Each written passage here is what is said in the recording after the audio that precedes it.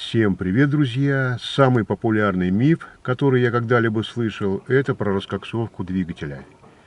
Не вздумайте делать, говорят эксперты в кавычках, мол, от нее забьются масляные каналы и двигателю наступит конец. Давайте разберемся по фактам.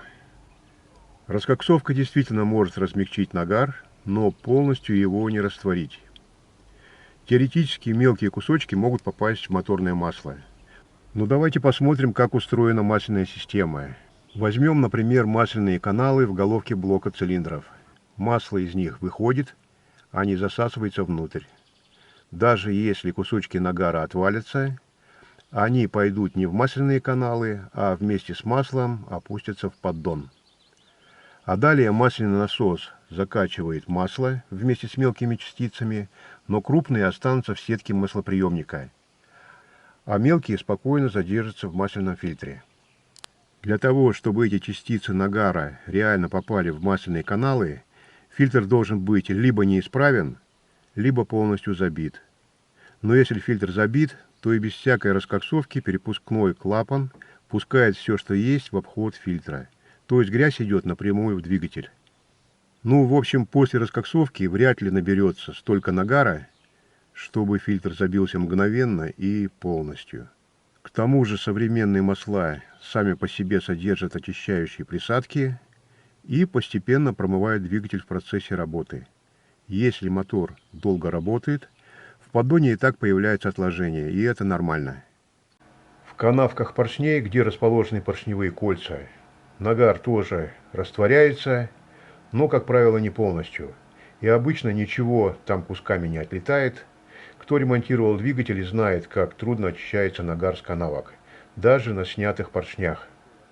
После раскоксовки желательно покрутить двигатель стартером с открученными полностью свечами, предварительно положить на отверстие какую-нибудь тряпку, и при вращении двигателя остатки раскоксовки и частички нагара вылетят через свечные отверстия.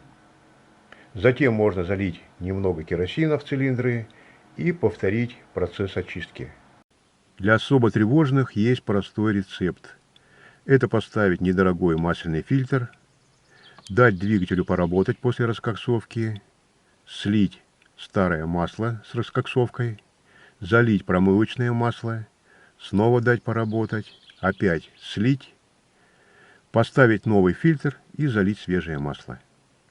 Но если вы годами льете дешевое масло и редко его меняете, тогда да, все внутри покроется слоем нагара и лака, включая сами масляные каналы.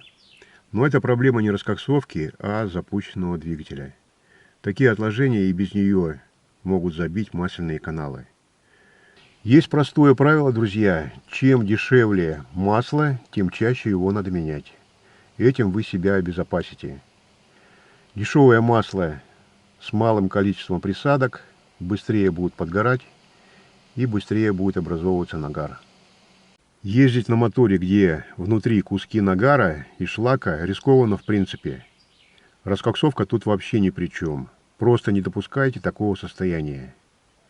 А сама по себе раскоксовка, если делать ее профилактически, только в плюс. Она очищает канавки поршневых колец и возвращает кольцам подвижность, если кольца залегли. Лично пользовался не один раз, и никаких проблем у меня не было. Пишите в комментариях, что вы думаете на этот счет. Всем пока, до связи.